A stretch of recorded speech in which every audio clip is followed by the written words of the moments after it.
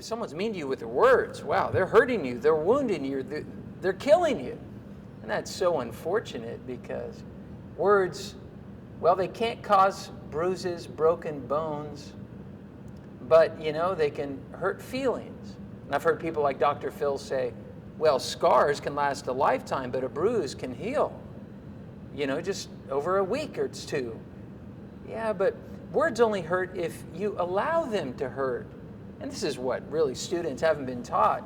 Most students have been taught words hurt, words wound, words kill. And so they've been indoctrinated to believe it. So if someone's mean to them with their words, well, they think you're hurting me, you're wounding me, you're killing me. And certainly kids have killed themselves over insults that have just been so emotionally damaging. But, I take an emotional resilience to things. That's my approach, always emotional resilience. And I know that words only have power that I give them. So I try to teach students, as I did today, that words don't have to hurt. If you believe a word really hurts, then of course it will. But if you realize it's just a word, and by the way, they want me to be upset by the word, and since they want me to be upset by the word and I get upset, I lose and they win. I'm literally give them the satisfaction when they can evoke out of me a negative reaction. So what I have to do to explain to people who believe words are hurtful, well, I try to remind them of the First Amendment to the Constitution, which is pretty important. I mean, we want to have free speech, as long as it doesn't incite violence or cause objective harm to body or property. Well, we want to understand the value that this is how, we can be strong. I want you to consider this.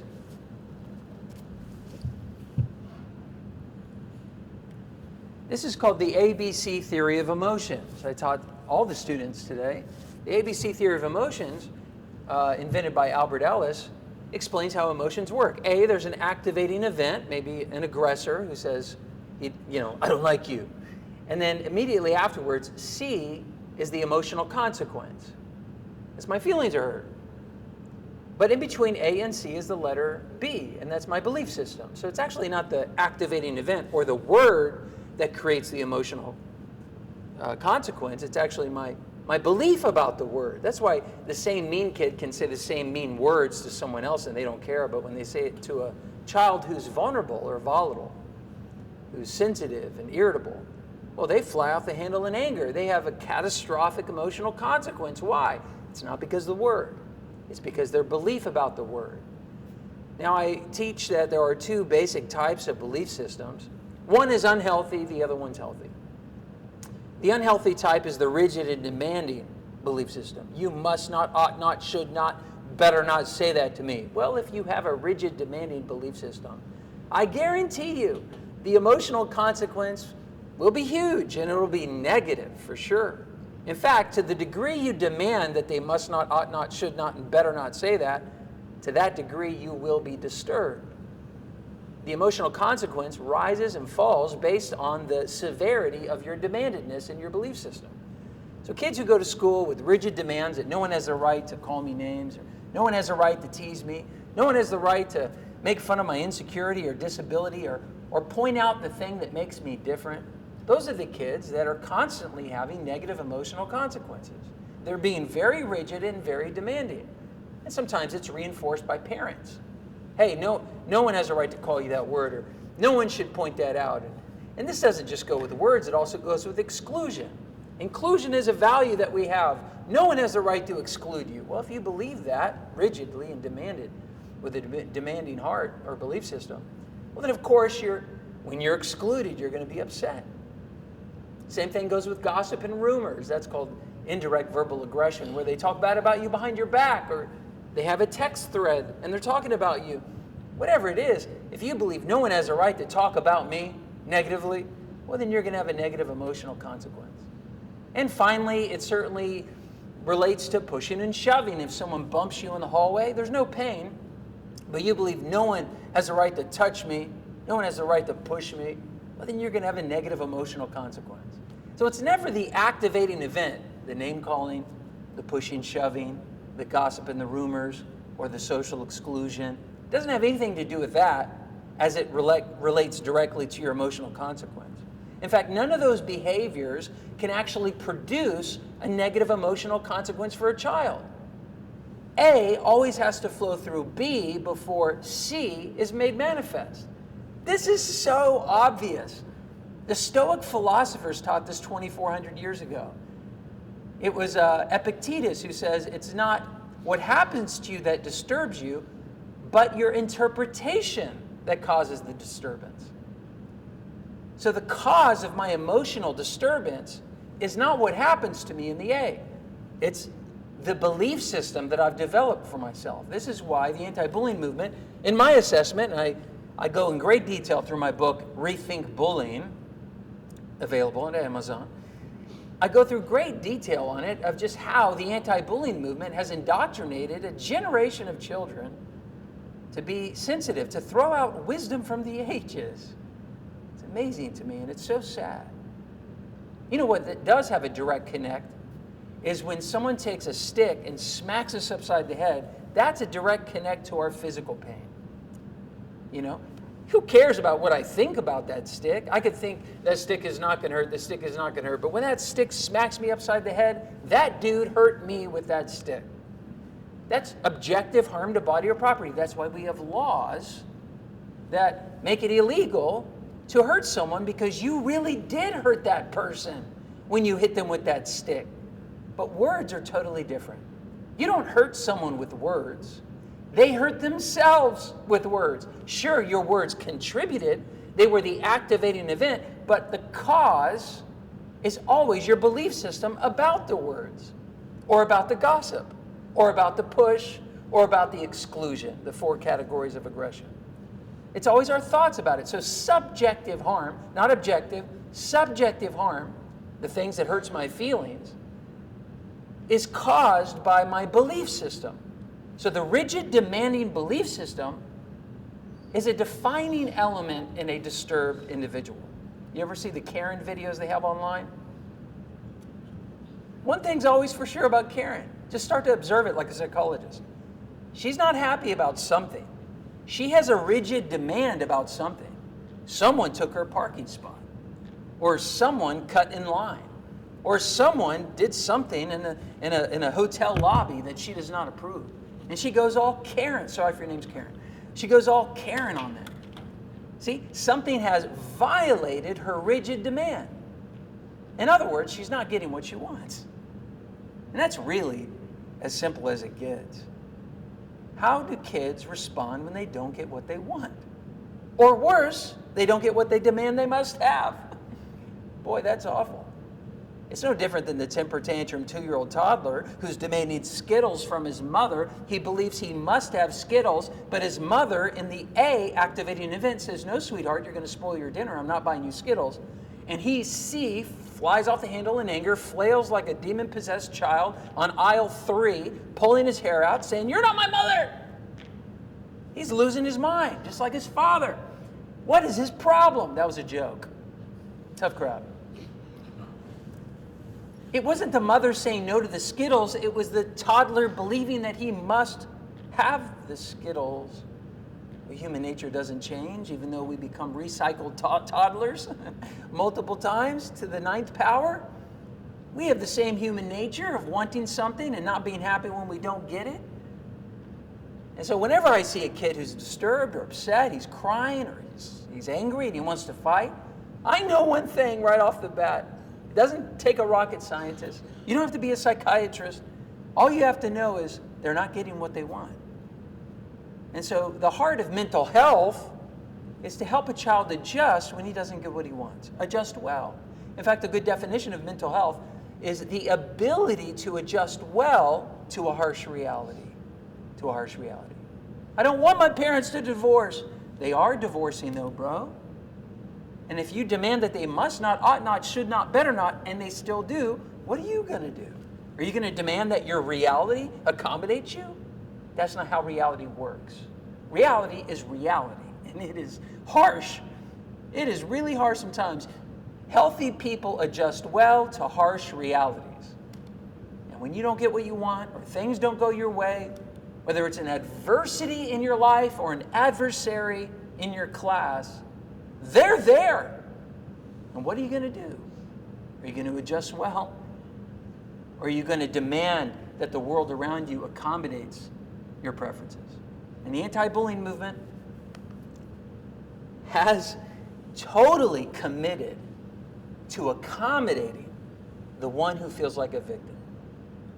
The anti-bullying movement is a legal approach to a social problem which always escalates hostilities. If I call the neighbors on the barking dog next door, my neighbor relationship is not going to develop well.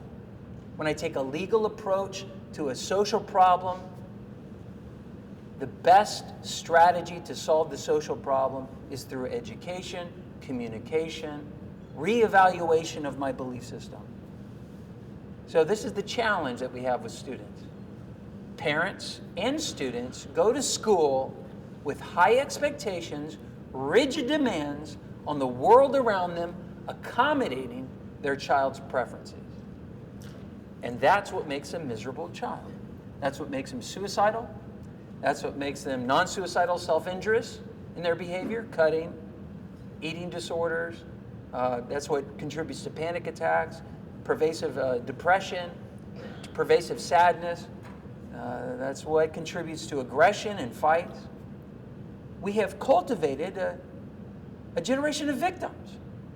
Victims that feel victimized anytime someone's not giving them what they want. And this is really dangerous because the worst acts of violence are always committed by people who feel like victims. And victims always feel justified in their retaliation. They actually believe that they are in the right by doing wrong.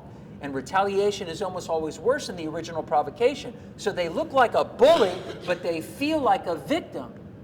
In one of the sessions today, someone brought up the word bully. I don't mention the word bully in any of my assemblies, except at the very end, as someone brings it up. And I say, I don't have to use the word bully. It's the least helpful word in the English language as it relates to education. It's a pejorative term. It's a label. We wouldn't let people call each other sluts or jerks or punks or losers, yet we allow them to call each other bullies, which is no different, by the way. It's a judgment label. It's a global rating.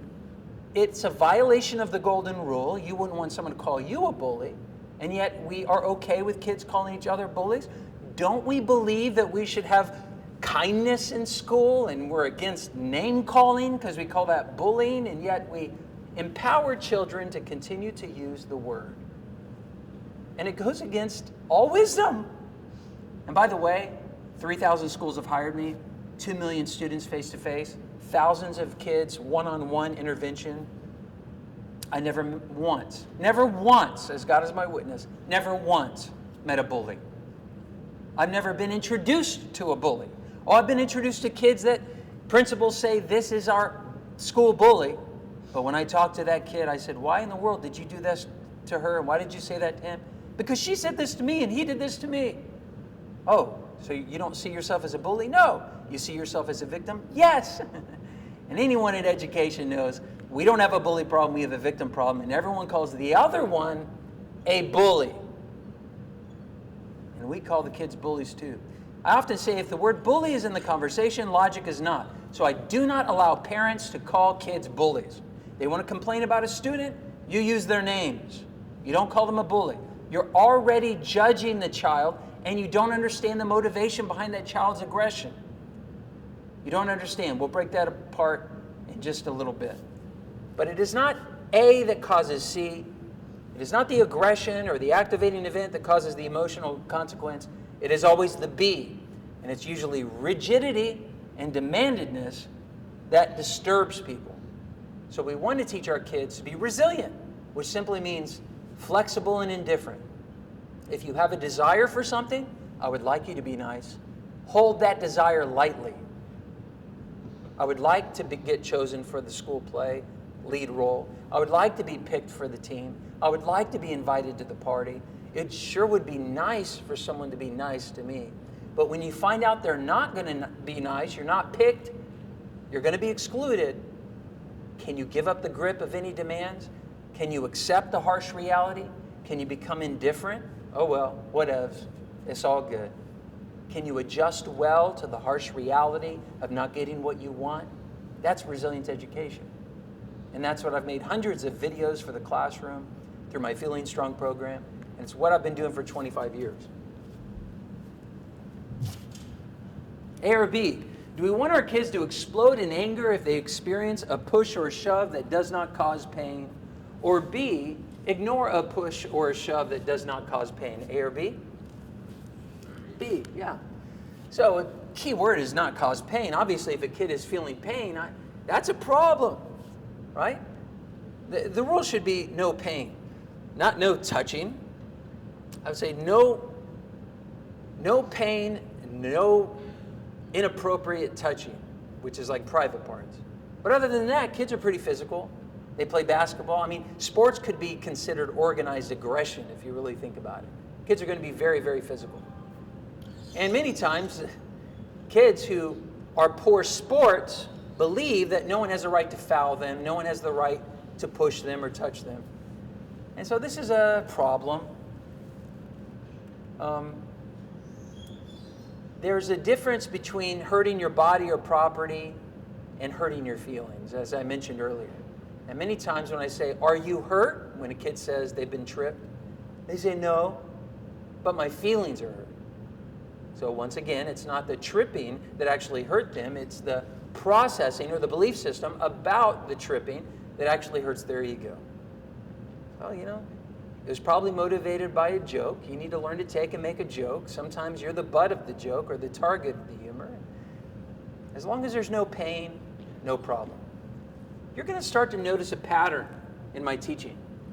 Essentially, if I could just get to the point, we want to help children lower the importance of offenses.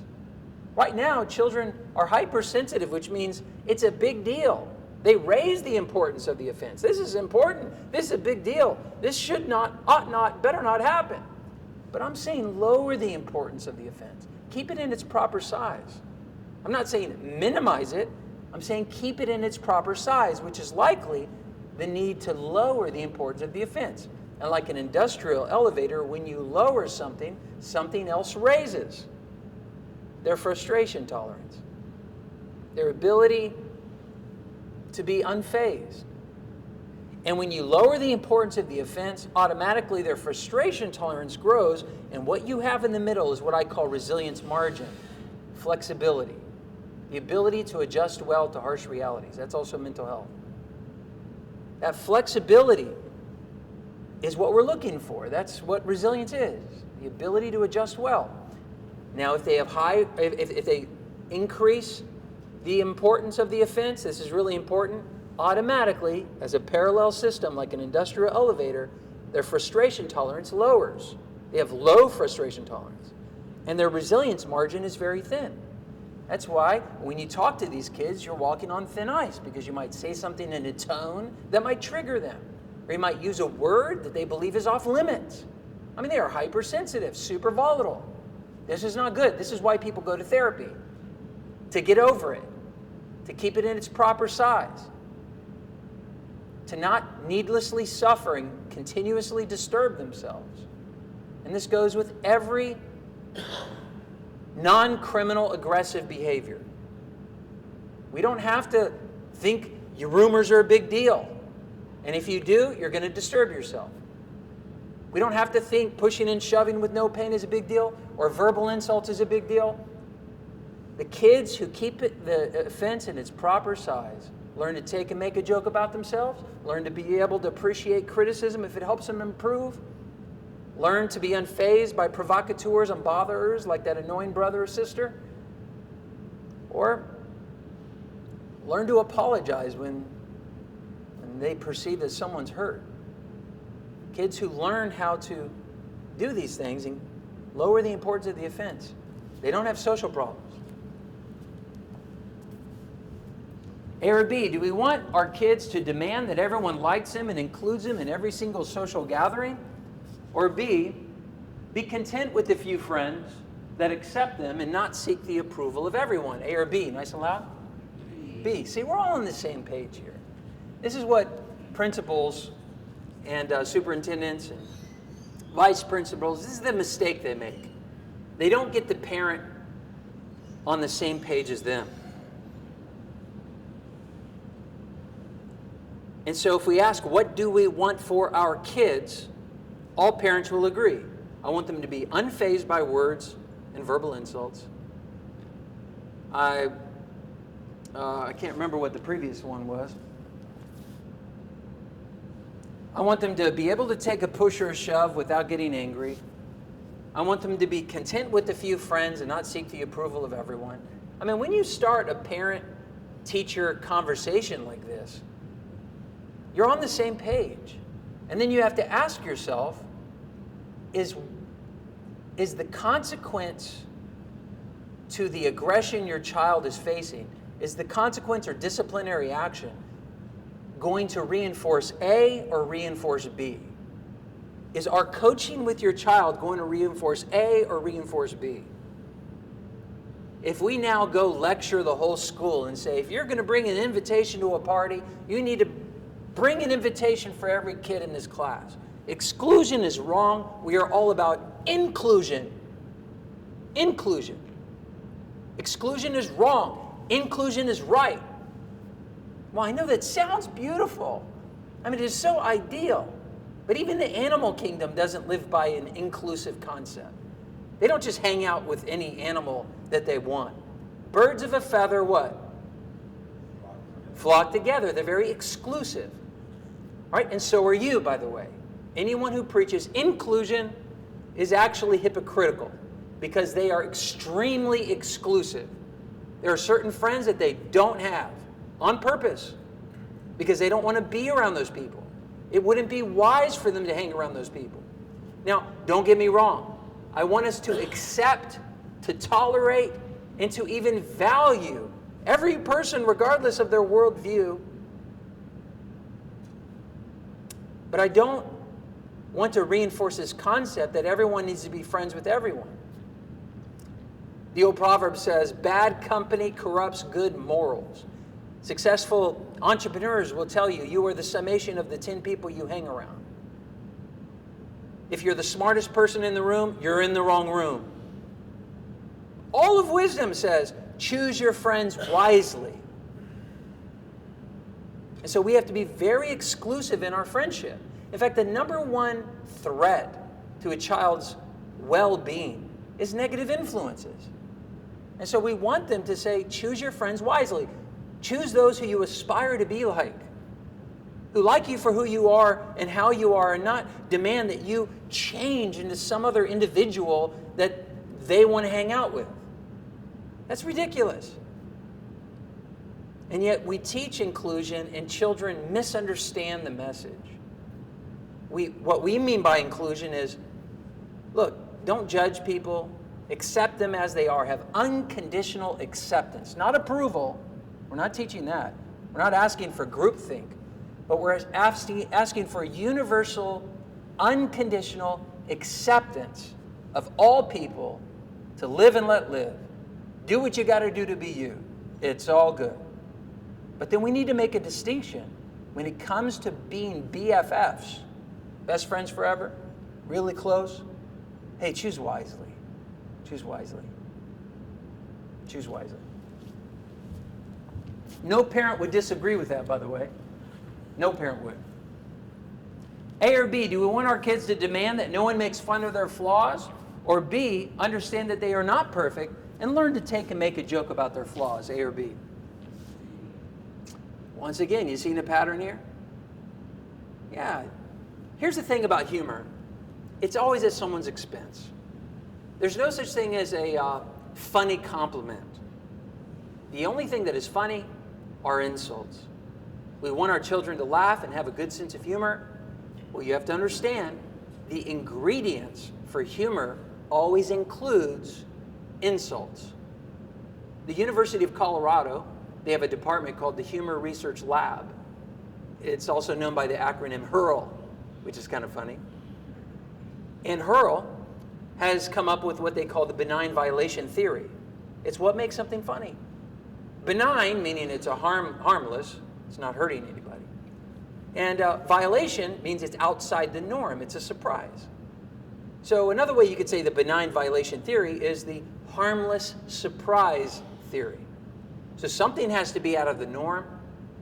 It needs to be a stretch or an exaggeration. And the more exaggerated and the more out of the norm it is, the better the payoff of humor. But it has to be harmless. And if you think of a sort of a Venn diagram of two things, combining, two rings, you've got harmlessness or surprise and harmlessness. Now, if it's just a little bit harmless, just a little, like it's more harmful than it is harmless, but there is a little harmlessness there, that makes it funny. It has to be right on the edge. But if it's totally harmless and not a surprise at all, it's not funny. So we have to play with these, comedians will play with these two elements. How exaggerated is it, and how risky is it for people to experience harm or take offense to? That may be more than information than you're interested in hearing. But I say that because when a child has a deformity or a differentiation, something that makes them different, they're taller than the other kids, shorter than the other kids, fatter than the other kids, skinnier than the other kids, they have a speech impediment. Well, kids are going to point that out because it's out of the norm. It's out of the norm. And then they might exaggerate it, not because they're evil, but because they want to laugh. And so the smartest thing we can do with kids is help them, listen, take and make a joke about themselves. An emotionally healthy person, a resilient child, knows that they're not perfect and can take and make a joke about themselves. Yes, I have a high forehead. It could be called a 5-head. My mom starts right here. It's like a family disability. Yes, I'm fat. I don't have to wear a sweater in the winter. I'm like a human crock pot. I'm like literally hot. Come get a warm hug. I sat on Skittles the other day. You know what? I popped out a rainbow. Is that bad? Yes, I'm ugly. I looked in the mirror. My reflection threw up. Is that bad? And whenever a child can learn to take and make a joke about themselves, they gain the respect of their peers. We see it in celebrity roasts, where the celebrity is the target of the humor and all their friends make fun of them. At the end, everyone is hugging them. I love you, bro. Thanks so much for roasting me. And yet we're teaching children that rude humor is unacceptable. Well, that's unfortunate. We need to teach them how humor works. I have videos on this in my Feeling Strong library. Also in my curriculum for parents called RaiseThemStrong.com. Now, we are calling kids bullies when we probably should call them comedians. Because some kids are motivated to make a joke, but they don't know the boundaries of humor. I look at those kids who've been labeled a bully, and I find out actually what they said was motivated to make a joke and to be funny. I teach them a couple things. Number one, the safest type of humor is when you make fun of yourself. Self-deprecating humor. That actually really gets you the admiration of everyone around you. And by the way, the number one goal of a comedian is to make his audience what? Laugh. And so if your audience is crying, you fail. So we don't need to punish kids and call them bullies. We need to educate kids and teach them how to be a better comedian. And it's unfortunate that kids don't have this simple understanding. And unfortunately, they're getting in trouble, and they're being punished, or their feelings are hurt, all because we're not educating them of how humor works.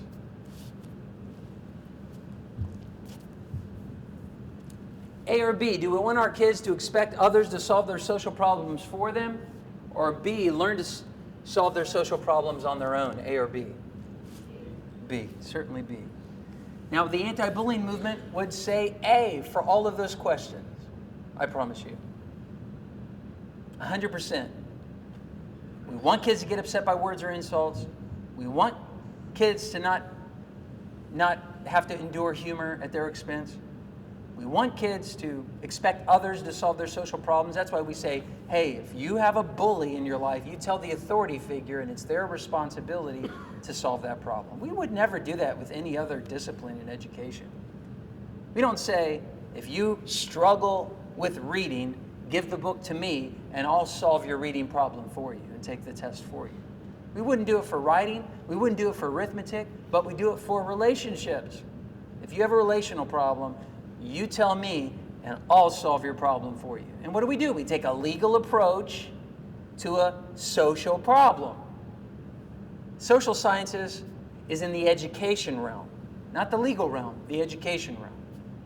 Now, if a law was broken, someone's stuff was damaged, or there was a threat to their body or property, then of course we call the cops, we investigate, and we prosecute it to the full extent of the law as necessary. But these are just social problems. And we are teaching kids that they are, listen to this, incapable of solving their social problems. That's the message that children have learned. In fact, the anti-bullying movement would not exist unless that was its premise.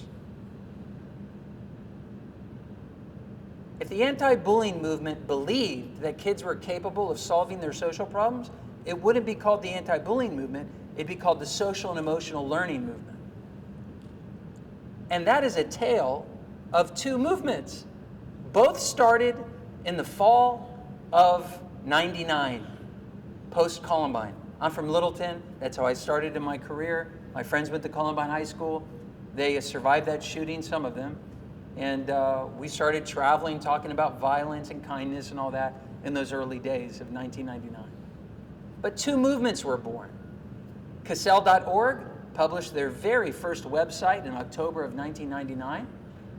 And that's a collaborative for academic, social, and emotional learning. And the state of Georgia passed their very first anti-bullying law in, I think it was October of 1999 as well. And the two have been not together, but they have been contradicting each other for the last 25 years. Well, what won? Not the anti-bullying movement, the social emotional learning movement. Unfortunately, it got captured and became very liberal, and there was some conservative states like Florida, where I'm from, they don't even allow social emotional learning language to be used. If a program has SEL on it, it's dead on arrival. What are they looking for? Resilience education. That's the state of Florida and 13 other states in our USA. Resilience education, resilience education, resilience education. So that's the future of these soft skills that we're talking about. By the way, kids are totally capable of solving their social problems. We teach them calculus. What, can we not teach them how to apologize? We teach them very complex stuff in biology and stuff. They have to memorize stuff. And we can't teach them how to take and make a joke. We can't teach them the value of criticism because it might help them improve. We can't teach them the motivation behind their siblings' rivalry because the brother's trying to bother you, so just be unfazed. We can't teach them to say, so. Of course we can. And this is what I do all the time. And it's so awesome because when you empower a child, they grow. But if you tell a child that the solution to their problem, their people problem, their social problem, their solution is not in their hands, but in the hands of the authority figures, that's why kids kill themselves, because they said, I told the teacher and she did nothing. By the way, that is the line that every parent says. The school is doing nothing. Parents are not creative. They do not have other things they say. They only say one thing and one thing all the time. The school is doing nothing. Yeah, of course they're doing something. They're doing what they've been taught. They've called it bullying because they've been taught to call it bullying. They've investigated because they've been taught to investigate it. They've reported it because that's what they've been taught. And now they're using punitive measures or some sort of creative detention, disciplinary actions to try to deal with the problem. And in their investigation, they actually find out that the child who's claiming to be a victim is actually a child who is being blamed of being a bully by the one that they're calling a bully. And now they don't know what to do. But we can teach kids how to solve problems. How is resilience developed? A, by being protected from adversity, or B, by going through adversity? B, yeah. You have to be educated.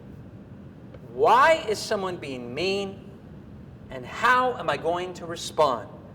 Those are the two questions I've been obsessed with for 25 years.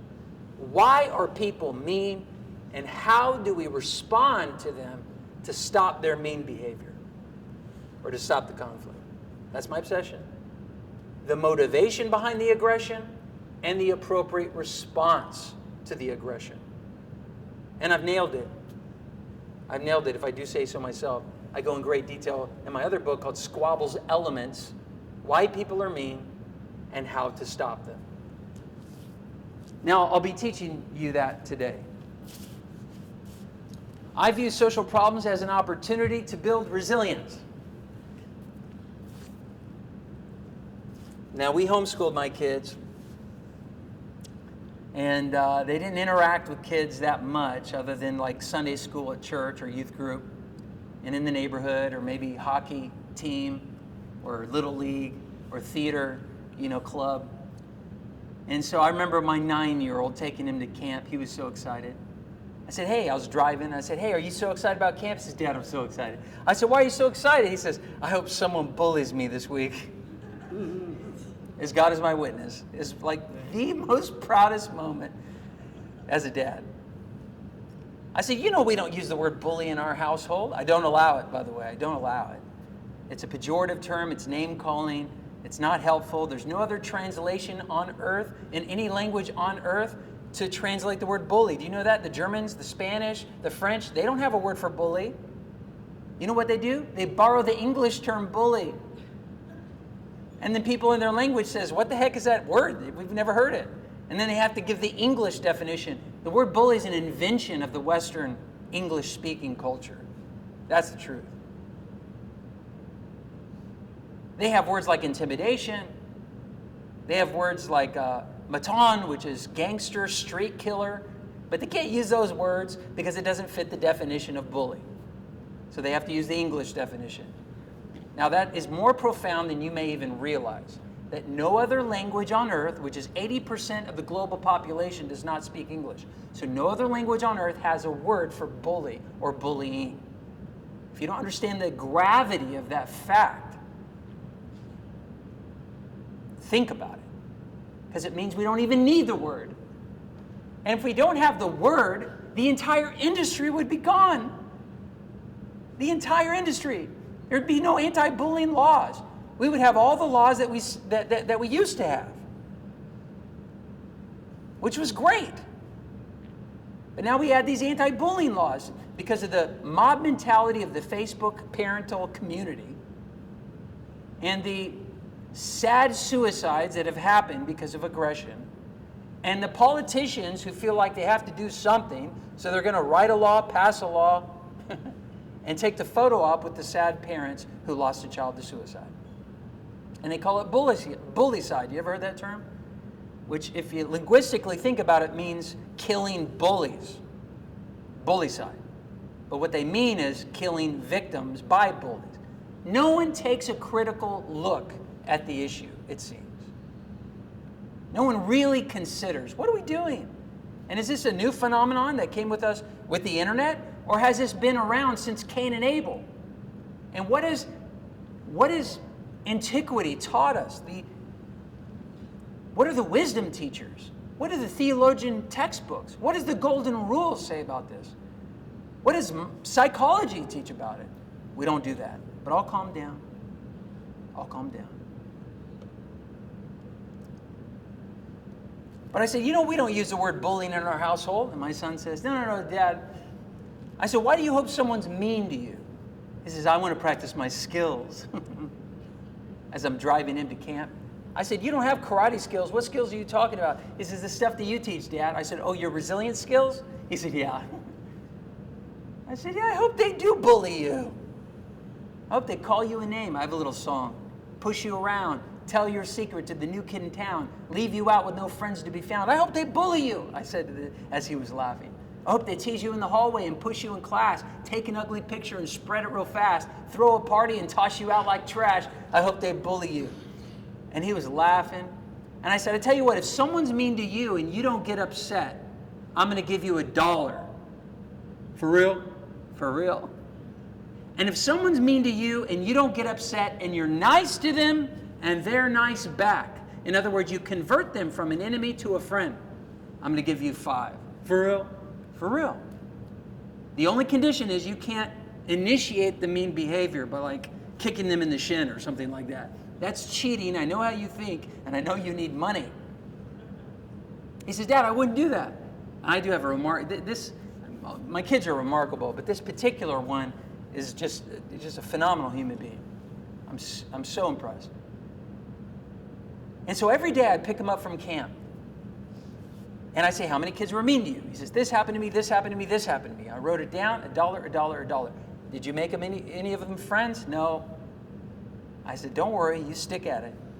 Day 2 came, 3, 4, 5. That week he made $43. And there was one particular kid that made him most of his money. The kid was like nonstop mean. And my son was loving it. Because haters is how his dad hooks him up. I teach my kids, heart your hater. It's kind of a remix of Jesus' old phrase that says, love your enemies. Heart your hater. Be glad, be exceedingly glad when someone's mean to you and you didn't do anything wrong. You were righteous in the whole thing. Because that's how your dad is going to hook you up. I'm going to reward you. That's when I developed Gritcoin, a basic resilience building allowance system. That anytime my child or children go through something difficult, like a bogus call on the baseball field. Clearly he was there at first base. But the ump is old, he's a volunteer, he didn't see it right, he's a little slow, he called him out. I mean, that literally happened. And what happened immediately when my son was called out, although all of us at the bleachers knew, he looked right at me with a big old smile and he walked to the dugout. Why? Because he knew I was going to give him shaved ice at the Hawaiian ice cream place. If he endured hardship like a good soldier, he didn't get upset. We have to reward resilience if we want to get more of it. So you add these grit coins or these, you could use any type of system, but the point is, every time you experience a bummer and you keep a good attitude, I'm going to reward that. I'm not going to reward achievement. Achievement is reward in and of itself, but I will reward resilience, man. And there are 1,000 bummers waiting for you this year, just this school year. And that means we can store up some points. And if you get really good at seeing the good in the bad, the upside to the letdown, having a positive mindset, even though it's frustrating, you're going to be unstoppable. That's what I want to see in you. The ability to adjust well to a harsh reality. And I need to reward that.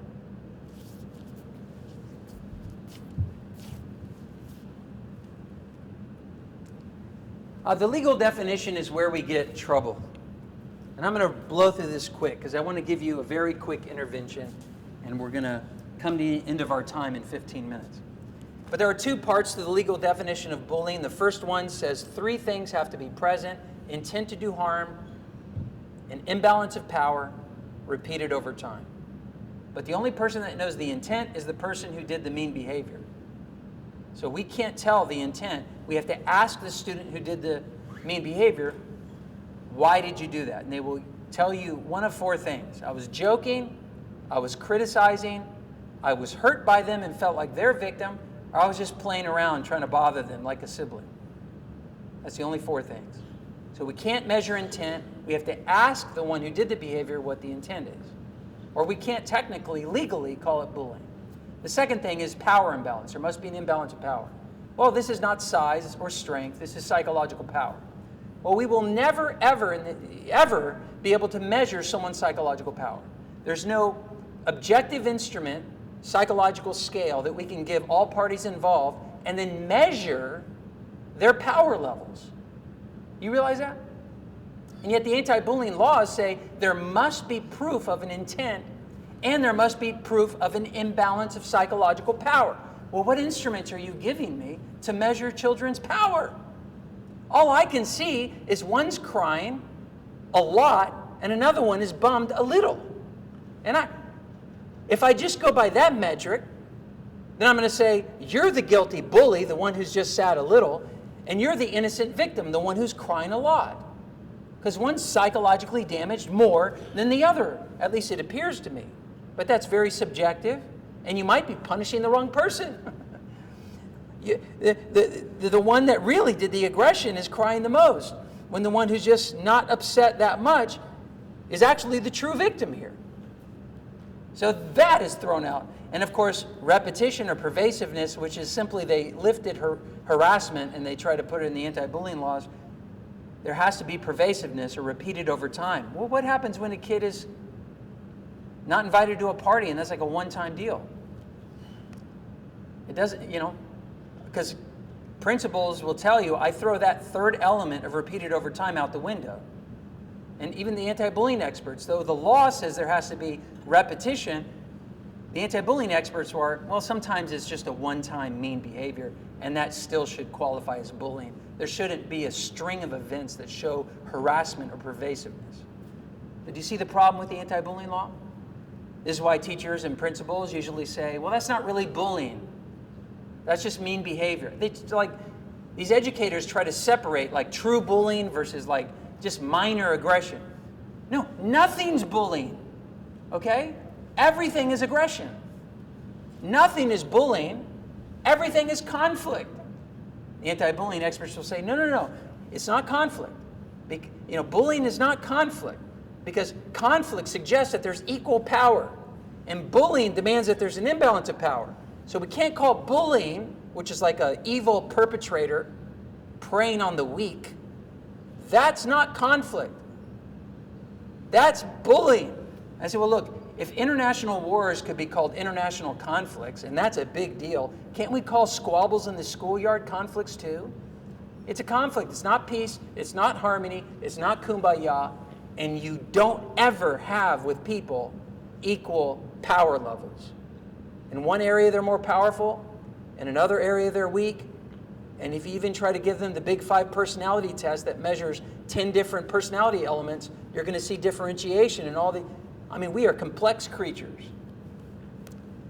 Now, the second part of the anti-bullying law and the definition, legally and clinically, talks about the practical. And it talks about pretty much any unwanted behavior, whether it's direct or indirect, verbal or nonverbal, or getting your friends to break up a friendship, letting someone else do your mean behavior. Basically anything. So administrators always talk about the formal definition. Parents always talk about the informal definition. So when a parent says, an unwanted event happened to my child, they're being bullied, the principal says, it doesn't fit the 3 criteria, therefore it's not bullying. This is why the anti-bullying movement is dead. Because it was an experiment. It lasted 20 years. We still have the laws, unfortunately. It's very difficult to take away a law. It's easy to write them. But the First Amendment should probably counter most anti-bullying laws. Now, by the way, lots of books have been written about this. I'm not the only one saying this. I'm not a crazy social psychologist coming in and trying to unlearn everybody. There are many great authors and thinkers and reputable psychologists who have been saying these things for 23 years. School psychologist Izzy Kalman, who has been the tip of the spear this whole time.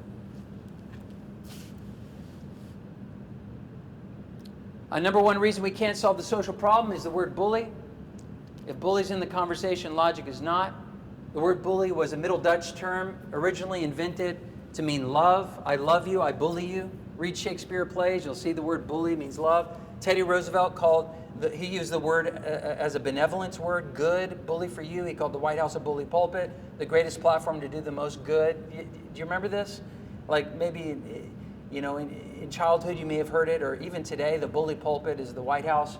It doesn't mean you're doing mean stuff, it means you're benevolent, you're giving stuff away. But today it means enemy, and I find that ironic. It used to mean love, now it means enemy. It used to mean good, now it means enemy. How do I deal with my enemy? Love your enemy, do good to your enemy. That's Martin Luther King Jr., for example, who's quoting Jesus. He says, you can't overcome evil with evil, you must overcome evil with good. Hate only creates more hate, anger, more anger. You cannot drive out hate with more hate, only love can do that. Love your enemy. Do good to your enemy. Why are we abandoning these true principles that we always know? But instead we're teaching kids to hate their bully, to call them a name, to demonize. and to try to criminalize non-criminal aggressive behavior.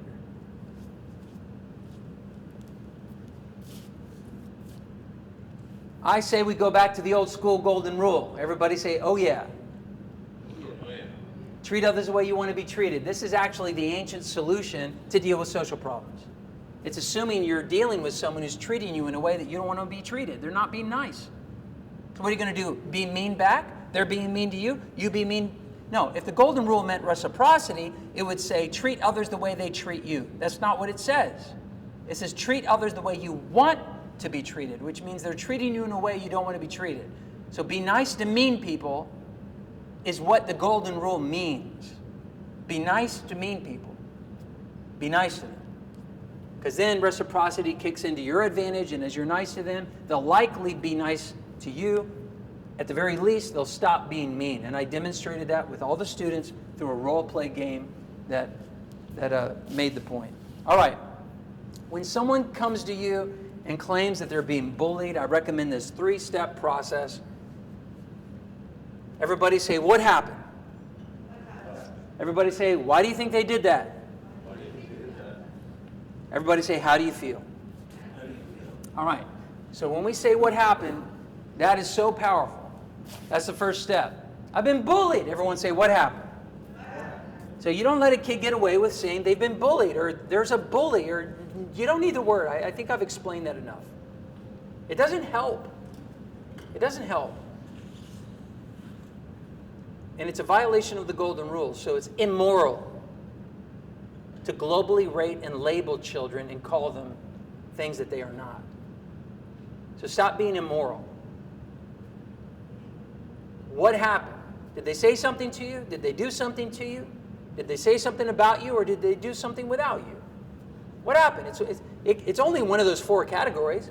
Verbal direct, nonverbal direct, verbal indirect, gossip and rumors, or nonverbal indirect, social exclusion. So name calling, pushing, shoving, gossip, rumors, or social exclusion, or a combination of those. In other words, when we keep the problem in its proper size, we first do that by our vocabulary. We don't call it bullying, we call it by its specific behavior. Mr. Rogers said, if it's mentionable, it's manageable. So mention it. What exactly happened? Now there's some quick interventions for this. If they say, they called me a name, everyone say, do you believe it? And if the kid says no, then say, oh good, go and play. Let me hear you.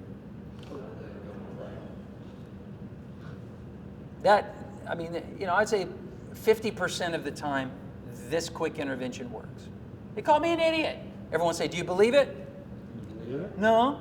Say, oh good, go and play. It's very important how you respond to a kid's complaint.